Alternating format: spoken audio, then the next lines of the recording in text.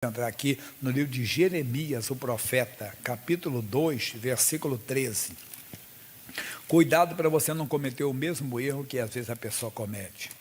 Jeremias, chamado profeta chorão, não é que ele era manhoso, não.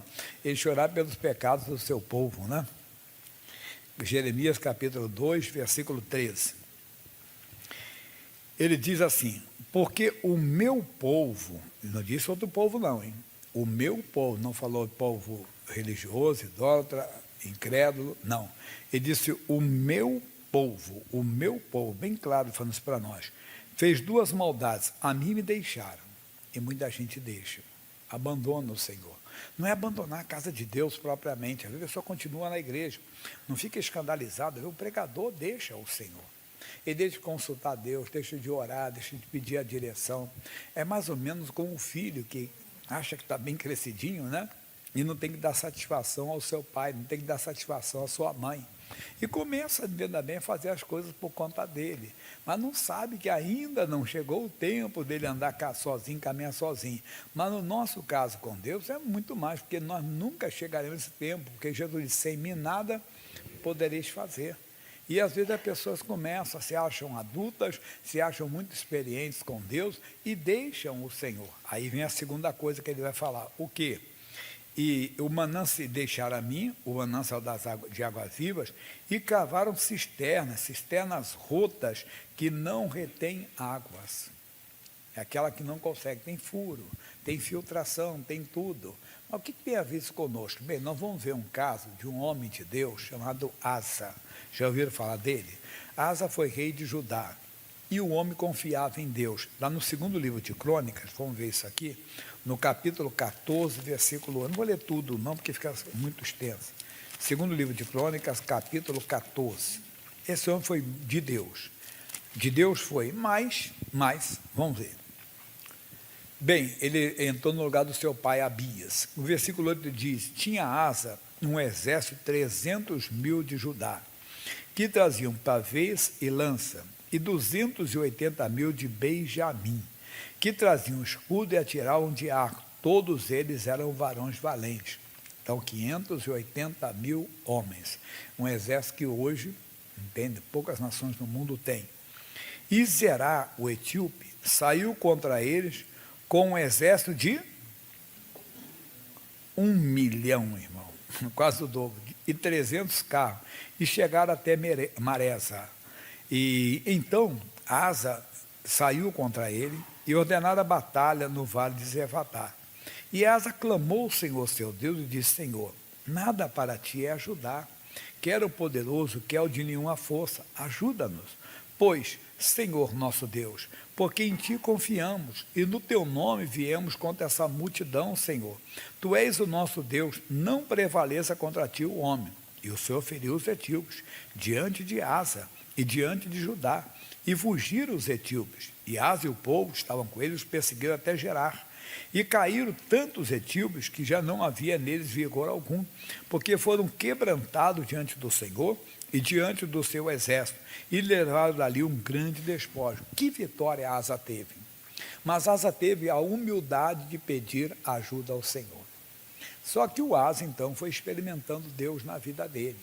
Se você ver o capítulo 15, por um pouquinho, diz assim, então veio o Espírito de Deus sobre Azarias, filho de Obed, e saiu ao encontro de Asa e disse, ouvi-me, Asa, e todo Judá e Benjamim, o Senhor está convosco enquanto vós estáis com ele. E se o buscaste, o achareis. Porém, se o deixaste, vos deixará. E Israel esteve por muitos dias sem o verdadeiro Deus, e sem sacerdote que ensinasse sem lei. Mas quando na sua angústia se convertia ao Senhor, Deus de Israel, e o buscava, o achava. Então assim também é conosco, irmão. Nós buscamos o Senhor e encontramos. Mas como eu falava no início, nós começamos a crescer, começamos a ter experiências com Deus e ter até vitórias dadas por Deus, vitórias dadas pelo Senhor, até que então nós nos esquecemos do Senhor. A comunhão tem que ser constante, a comunhão não pode ser todos os dias, isso aqui é muito importante, depois eu vou voltar aqui. No Salmo 27, versículo 4, Davi falou uma coisa para Deus. O que ele falou? Salmo 27, 4, você conhece bem. Davi disse, uma coisa pedi ao Senhor, e a buscarei, que possa morar na casa do Senhor quando? Todos os dias da minha vida, para contemplar a formosura do Senhor e aprender no seu templo. Então, todos os dias nós temos que ter comunhão com Deus. No culto anterior, no culto da manhã, eu falei do salmista, do Salmo 27, versículo 11, esse mesmo Davi, aqui no mesmo Salmo 27, ele disse, Senhor, ensina-me o teu caminho, andarei na tua verdade. Ele queria andar com Deus, ele queria caminhar com o Senhor, ele não queria sair da presença de Deus, ele não queria sair da presença do Senhor de maneira alguma, ele queria sempre andar com Deus. Mas por que ele queria? Olha o que ele diz no versículo 5, porque no dia da adversidade me esconderá no seu pavilhão, no oculto do seu tabernáculo me esconderá, por-me-á sobre uma rocha, também a minha cabeça será exaltada sobre os meus inimigos. Então Davi queria estar todo dia em comunhão, ele queria aprender com o Senhor, contemplar a sua formosura, e é bom, irmão. Se você for todo dia buscar a Deus, você vai ter experiências que homem nenhum tem, pode ter sido, dinheiro nenhum compra, não compra.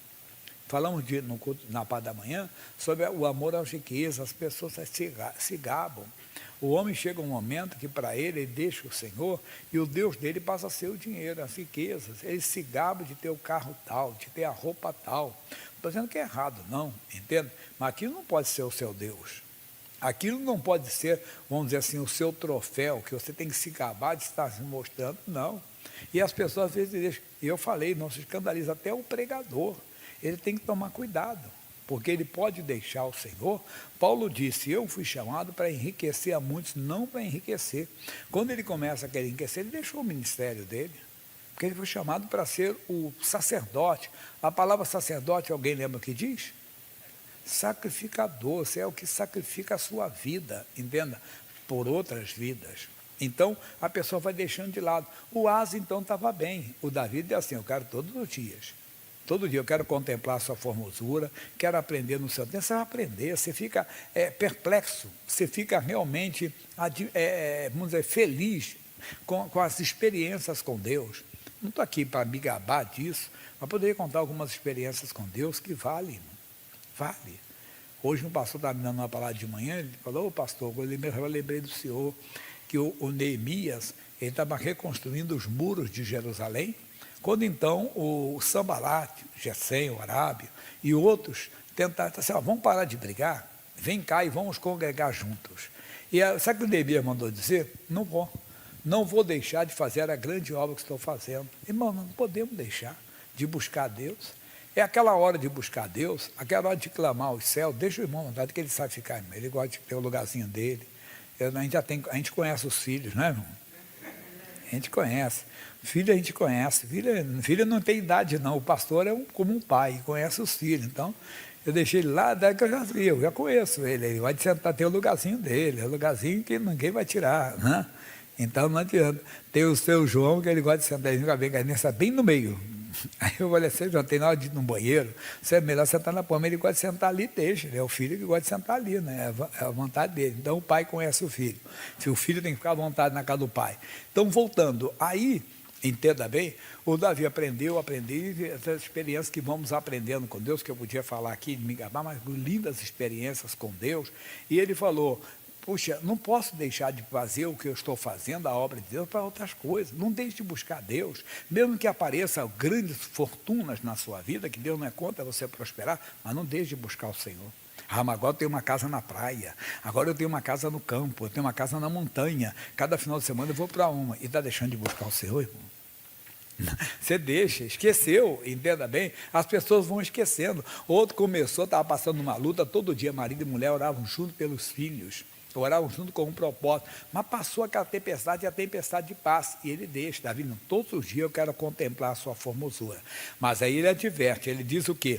Porque no dia da adversidade, e o dia da adversidade vem, o dia da adversidade vem, uma luta que aparece, doença que aparece, entenda bem, é uma afronta na vida financeira, às vezes na família mesmo, alguém da família vira a cabeça, alguém da família do marido, alguém da família da esposa, de repente, até mesmo, entenda bem, na obra de Deus acontece isso, o dia da adversidade me esconderá no seu pavilhão, quer dizer, o inimigo não vai me achar, estou escondido, estou escondido pelo Senhor. No oculto do seu tabernáculo me esconderá, Deus te esconderá. Isso é muito profundo. Quando os homens a pegaram em pedra para apedrejar Jesus, eles não enxergaram, cadê ele? Ele passou no meio deles. Eles ficaram cegos. O profeta Eliseu, ele estava numa cidade chamada Dotã, e ele foi cercado pelo exército do rei da Síria. E ele disse, Senhor, fere essa gente de cegueira. Deus feriu, eles não enxergaram Eliseu. Isso é muito profundo. Você ficar escondido e o inimigo não te vê, ele não acha que se esconderia de maneira alguma. Você sabia que tem uma pessoa que morreu, e a Bíblia fala taxativamente que ele morreu, mas ninguém sabe onde ele foi enterrado? Sabe qual era o nome dele? Moisés. Ninguém sabe. Foi Deus. O diabo queria, disse, eu vou brigar com ele, disse, o Senhor te repreenda, isso é com o Senhor, vai falar com ele, não é comigo. Tem coisa que então Deus coloca você numa posição que o diabo não te alcança. Podem fazer o trabalho de macumba que for, não vão te alcançar. Não vai, porque quando vier, mas cadê? Não tem, não vê, está escondido, é Deus que vai, mas não é só você, crê no Senhor Jesus Cristo e serás salvo tu e a tua casa. O que eu falei aqui da família, da campanha que começa a nova fase da oração, que é colocando a família no esconderijo do Altíssimo. Tem situação que só no juízo final nós vamos saber. Eu conto o caso de um rapaz, onde eu fui criado, onde vai ser a juventude. Ele não era nenhum bandidão, mas acabou se envolvendo com crime, entenda? E um dia ele estava cercado, ele nos contou, e deram uma rajada de metralhadora numa distância como se fosse essa aqui, pequeno, e não atingiram um tiro sequer. Aí a família dele, né, negócio de feitiçaria, disse, ele tem o corpo fechado, por isso que ele não foi atingido. Vai escutando. O tempo se passou, a mãe dele, que era ligada a meu negócio de feitiçaria, se converteu. Ele se converteu. Por quê? Porque tinha alguém orando, pessoal. Alguém que estava cercando ele com fé, com oração. Alguém está cercando ele com fé. Nós, no dia do juízo, é que nós vamos saber. Tem coisas que não aconteceram conosco e com a nossa família, porque alguém nos cercou com oração. Alguém pediu para Deus e Deus fez isso aqui. Deus assim, no culto do seu tabernáculo me esconderá. Você vai ficar o diabo não vai, não vai, mas não vai mesmo. Não vai te encontrar. Mas por que está te encontrando? Você tem que ver, você tem buscado a Deus. Porque não é que você não vai ter lutas, mas o diabo não consegue derrubar você. Por quê? Porque você está no esconderijo do Altíssimo. Aí ele diz, ele está atingindo talvez a sua saúde, mas você reage e manda ele embora. Porque em você, a verdadeira pessoa, o homem é um espírito que mora num corpo, você é uma alma, o diabo ataca você, a sua mente, ataca seu corpo, ataca a sua família, você põe ele para correr, mas em você ele não alcança. Ele não consegue destruir você, porque você agora está escondido nesse lugar. Agora veja o que ele é, por-me-á sobre uma rocha. O que é a rocha? Lugar seguro. Jesus fala em Mateus, de duas pessoas, ele fez comparação. Um ouvia a palavra e praticava, outro ouvia e não praticava. O que praticava, ele comparou ao homem sensato, prudente, que edificou a casa sobre a rocha. A chuva veio, correram rios, você viu agora Rio de Janeiro, Petrópolis, que tristeza, né? Você viu a enchente de água que veio e não derrubou a casa, estava na rocha, estava em cima da rocha. A outra, Jesus disse, veio e estava sobre a areia, foi embora. Coisa séria. Isso ele está falando, não é ele está falando da pessoa que ouve e pratica a palavra, então tem que ser. E ele diz mais, também a minha cabeça será exaltada sobre os meus inimigos. Você não vai dar o gostinho ao diabo de ver você de cabeça baixa. Você não vai dar esse gostinho para o diabo. Satanás não vai ver você de cabeça baixa, deprimido, abatido. Você pode me enfrentar naquela luta que eu falo aqui toda quarta-feira, quase todos os dias. Amigo, eu não sei, eu estou sabendo da sua luta, estou sabendo do seu problema, do seu marido, da sua mulher, do seu filho, da sua filha, do seu pai, da sua mãe, eu soube. Mas você parece estar tão bem, disse, o Senhor é que levanta a minha cabeça. Deus quer fazer isso com você. Busca Ele todos os dias, não dê folga no bom sentido. Deus, eu vim te adorar, eu vim te amar. Senhor, eu vim fazer um pedido. Deus, eu vim interceder pela nação, estava falando sobre a nação, chega agora eleições esse ano, eu voto em A, mas A não ganha, quem ganha foi B. Qual é o meu dever? Orar pelo B agora, não importa, é o presidente do meu país, eu vou orar. Então, meu governador do meu estado, eu vou orar. O prefeito que está, temos que orar. Se votamos, cara, que ninguém votou no prefeito dele, era vice, e ascendeu com o falecimento do outro, né? Foi isso que aconteceu aqui em São Paulo, né? Então é nosso dever orar pelas autoridades, é todo dia, irmão, você está na presença de Deus, você está em comunhão com Deus. No dia da adversidade, o inimigo não vai te alcançar. Você vai estar no esconderijo do Altíssimo, no tabernáculo dele, e ele vai levantar a sua cabeça. Ele não vai deixar, não vai permitir que você viva de cabeça baixa nesse mundo. Satanás rindo de você, conseguia entristecer aquele crente, conseguia abater aquela irmã, conseguia abater, não.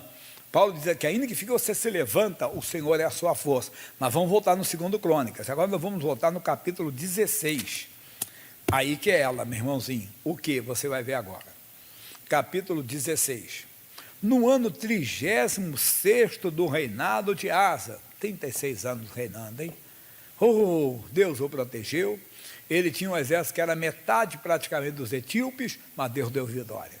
Deus foi com ele, ele clamou a Deus, ele suplicou o Senhor deu a vitória para ele. Agora, no 36º ano do rei Asa, que Baasa, rei de Israel, subiu contra Judá, porque Israel estava dividido nessa época. Israel era tribos do norte, aqueles que não buscavam o Senhor. Judá eram as tribos do sul, a casa de Davi, que continuaram buscando ao Senhor. O Asa era da casa de Davi, ele era filho de Abias, um descendente de Davi também. Agora você vê, mas ele deixou de buscar o Senhor, nós vamos ver isso agora. E diz assim, e subiu contra Judá e edificou a Ramá, para ninguém deixar sair, nem entrar a Asa, rei de Judá. Puxa, e agora? Ninguém vai levar nada para comprar, que ninguém pode comprar nada dele, não pode vender nada, eles fazem isso. É um boicote, vai ficar a língua, fizeram isso com Asa. Então tirou Asa a prata e o ouro dos tesouros da casa do Senhor. Cuidado, meu irmãozinho, não tira, não faça isso. Não faça o que Deus dê para a glória dele, e aí você não busca a glória dele. O que ele fez? E da casa do rei, e enviou a Ben-Hadad, rei da Síria, que habitava em Damasco, dizendo, aliança há entre mim e ti, como houve entre meu pai e o teu. Eis que te envio prata e ouro. Vai, pois, e aniquila a tua aliança com Baasa, rei de Israel, para que se retire de sobre mim. E Ben-Hadad deu ouvidos ao rei Asa, e enviou os capitães dos exércitos que tinha contra a cidade de Israel, e feriram a Ijon, e a Dan, e a Belmaim, e a todas as cidades das munições de Nafetali. E sucedeu que, ouvindo Baasa, deixou de ficar a Ramá, e não continuou a sua obra. Então o rei Asa tomou todo Judá, e eles levaram as pedras de Ramá e a sua madeira, com que Baasa edificou com isso a Geba e a Mispa. Naquele mesmo tempo, veio Anani, o vidente, era chamado assim o profeta no passado, a Asa, rei de Judá, e disse, por que confiaste no rei da Síria? E não confiaste no Senhor teu Deus? O exército da Síria escapou das tuas mãos. Porventura não foram os etíopes e os líbios um grande exército com muitos carros e cavaleiros? Confiando tu, porém, no Senhor, ele os entregou nas tuas mãos. O rei, o senhor está esquecendo? O rei etíope tinha 1 milhão de soldados. O senhor confiou em Deus. O senhor buscou a Deus, Deus deu livramento. O senhor vai pedir ao rei, sabe quem era o rei da Síria, que se tornou inimigo depois se invadiu. Se você ler a história, o Ben-Hadad, ele deu derrota tanto para Israel, entenda bem, como deu também para o Asa e o seu descendente depois veio. Grandes lutas eles tiveram. E olha o que esse homem fez. E nós também fazemos. Mas por quê? Porque deixamos de buscar o Senhor. E começamos a confiar, entenda bem, até em outras coisas. E perdemos. E o Anani está falando isso aqui para ele assim. Por quanto o Senhor seus olhos, porque assim, versículo 9, porque quanto ao Senhor, seus olhos passam por toda a terra, para mostrar-se forte para com aqueles cujo coração é perfeito para com ele. Nisso, pois, procedeste loucamente, porque desde agora haverá guerras contra ti. Aquele que ele pediu ajuda, depois guerreou contra ele. Era inimigo. Não se pede nada ao inimigo, irmão. Eu fico olhando pessoas que um dia conheceram a Cristo e depois, hoje estão até frequentando lugares que nunca tiveram um encontro verdadeiro. Conheceram, mas não devem. E aí vem o pior de tudo. O quê? Ele diz assim, porém Asa se indignou contra o vidente, contra o profeta, e lançou-o na casa do tronco, porque disso grandemente se alterou contra ele. Também Asa, no mesmo tempo, oprimiu alguns do povo. Aí começou um abismo, chamou ele. Aquele homem que era uma bênção passou a não ser. Qual é a nossa lição? Não vamos voltar onde nós começamos. Quem lembra, pessoal? Profeta chorão. Quem é? Jeremias capítulo 2, versículo 13. Eu aqui tenho a colinha aqui pode ter colinha, tá? 2,13, diz assim: porque o meu povo fez duas maldades. Vê se você não está fazendo também. Está amarrado, pastor, não faço maldade nenhuma. Às vezes está. O quê? Ele fez duas maldades. A mim me deixaram o manancial das águas vivas. Você deixa buscar Deus. Não, mas porque eu cresci, continue. Por isso que no Novo Testamento, no Apocalipse, capítulo 2, versículo 4, diz que tem gente que deixou o primeiro amor. Chegaram na igreja, oravam, buscavam. Teve gente que teve experiência com Deus, teve visão de Deus, irmão. Tem gente que falava na língua, cantava, gostava de cantar, mas o mundo o atraiu. Foi como Demas, que a Bíblia diz que o mundo o atraiu. E a pessoa começa, e já acha inteiramente, e começa a se gabar dos seus dotes espirituais. Mas tudo é do Senhor, meu irmão. É Ele quem dá, não, mas porque eu começo a ser especial. Você nunca ouviu que o orgulho precede a queda? E a pessoa começa a se achar orgulhosa, é melhor do que os outros. Não, não. Quanto mais o homem tem de Deus, quanto mais a mulher de Deus, mais humilde a pessoa é. Mais humilde, ela vai querer cada dia mais de Deus. Ela vai querer, meu Deus, misericórdia. Seu servo, meu Deus, o Senhor deu essa bênção hoje. Jesus, eu orei por uma pessoa, ela foi curada do câncer. Deus seja louvado o teu nome, meu Deus, só tua misericórdia. Mas se ele enche, modéstia à parte, eu tenho uma unção especial. Pronto, acabou já. Aí ele já não busca mais. Ele acha que a unção é Deus deu e é dele. Os dons são irrevocáveis, mas ele deixa o Senhor. Não deixe. Todos os dias busca, como Davi, diga: Deus, eu quero todos os dias. Eu quero estar todos os dias aos teus pés. Quero estar na tua presença, cantando, louvando, adorando. Quanto mais você tem Deus, mais você... E nós não vamos, é inesgotável. Nós não vamos conseguir esgotar os recursos que Deus tem para nós. Tem que buscar. Quando você pensa que tem, já sabe, não sei nada ainda. Aí vale o pensamento do grego lá, né? Do homem que disse: eu não sei que nada sei.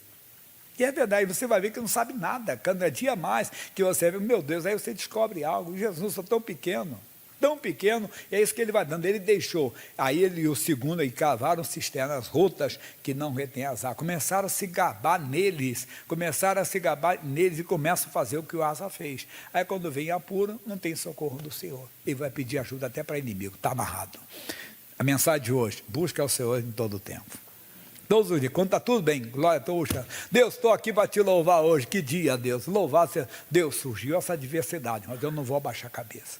O Senhor está comigo. Aí as pessoas ficam até, entenda bem, sem entender. Rapaz, eu estou sabendo da sua ação, mulher, eu soube o que aconteceu com o seu filho, sua filha, mas você parece estar bem, porque eu busquei o Senhor. Eu tenho buscado o Senhor continuamente. Hoje eu já entreguei esse caso, Senhor, Deus está resolvendo. É assim.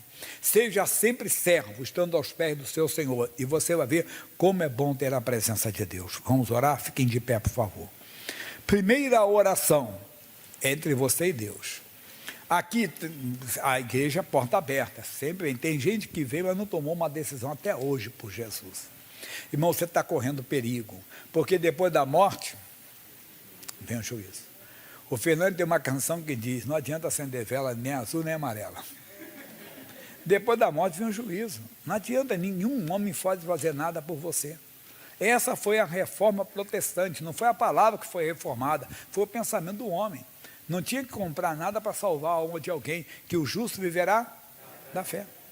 Então não tem esse negócio, só Jesus Cristo salva, porque o salário do pecado é a morte. Jesus não tinha um pecado sequer. Ele tomou o meu pecado, ele tomou o seu pecado, ele morreu a nossa morte, por isso ele foi à cruz por mim e por você. Eu não tinha condições de vencer, ele venceu a morte, venceu o inferno por mim, para eu não conhecer o inferno nem a morte. Vai ficar para semente? Não, o dia que fechar os olhos, já vai ver a vida eterna, já vai ver como aquele homem, Jesus disse: hoje estarás comigo. É isso que eu quero estar, você também. Eu não quero estar em outro lugar depois de fechar os olhos. Lembra do Lázaro, entenda, meu mendigo e rico, o rico. O rico foi lá para o tormento, que não queria saber de Deus. O Lázaro passou aquela dificuldade, mas os anjos, quem vai te buscar quando você fechar os olhos? Foram os anjos de Deus que buscaram Lázaro. É isso que você precisa. Então, não precisa fazer nada, é só crer no que já foi feito. é crer no coração que Jesus morreu pelos seus pecados. No coração você crê que Ele ressuscitou dentre os mortos. Ele diz, me salva, Jesus, Ele vai te salvar. Não, eu já tomei essa decisão, então Jesus, não me deixe perder a salvação. Onde eu errei, onde eu tenho errado, só tem misericórdia de mim, Ele vai ter, Ele é misericordioso. Depois nós vamos orar pela família e oração de combate, amém? Feche os olhos, por favor. Pai amado, Pai querido, nós estamos aqui, meu Deus, nessa tarde de quarta-feira, o quarto culto de hoje. Estamos abrindo o coração diante da tua santa e gloriosa presença. São homens, mulheres, jovens e moças que estão orando agora. Oh, quem não tem a salvação, clame por ela. Eu quero a salvação. Diga para ele, me salva, Jesus, Ele vai te salvar. Você já tem a salvação, diga, Jesus, não me deixe perder a salvação. Não deixa não, Jesus. Oh, Pai, perdoa quem está pedindo perdão. Salva quem está pedindo a salvação. E eu tenho a promessa. Ele tem a promessa. Nós temos a promessa. E a promessa diz, crê no Senhor Jesus Cristo e serás salvo tu e a tua casa. Salve esta casa. Salve esta família. Entra, Deus, onde está o viciado agora, todo dia bebendo, Deus, tirando a paz da família. Entra onde está o drogado, dependente químico, como aquele jovem que as pessoas do crime mandavam recado para a família, olha, pagam o que ele está devendo ou vamos judiar dele. Vocês vão encontrar ele no hospital. E quantos estão assim? Pais, esposas, meu Deus, que estão sofrendo ameaças de pessoas da biqueira, da boca de fumo. Se não pagarem o que o viciado deve, eles vão sofrer. Entra, Deus. Liberta, Deus. Tua palavra diz, se o Filho vos libertar, verdadeiramente sereis livres. Liberta o que está na prostituição, no adultério, na devassidão, na imoralidade. Liberta aquele que está enfeitiçado, que está macumbado, está preso, Deus. É um homem que passou a ter nojo da mulher, é a mulher que passou a ter nojo do marido, é o filho separando da nora, a filha separando do genro, o irmão da cunhada. Entra. É agora, meu irmão. É agora, minha irmã. Eu uno a minha fé com a sua fé. Eu levanto a minha voz para combater o inimigo agora. Mas eu levanto em nome de Jesus. É com a ajuda dele, é com o poder dele, que eu levanto a minha voz contra Satanás, contra os guias, entidades, contra as forças da maldade. E eu digo, Satanás, solte a família desse meu irmão, solte a família dessa minha irmã, solte a pessoa que está na bebida, todos os dias enchendo a cara, todo dia na pinga, todo dia embriagada, tirando a paz, sendo motivo de chacota. Todo mundo debocha dele, todo mundo escarnece dele, todo mundo zomba dele. Sai agora, eu exijo, eu ordeno, você não pode ficar, você não pode continuar. Eu estou mandando o demônio, você vai sair agora, você vai desalojar agora, em nome de Jesus. Demônio do vício das drogas, que faz a família ser ameaçada pelos traficantes, que faz a família sofrer ameaças. Vamos, demônio do vício da maconha, da cocaína, do crack, demônio que prende a pessoa na cracolândia, que prende a pessoa na biqueira, na boca de fumo, vai saindo agora que eu estou mandando. Todo mal que está nesta casa, saia agora.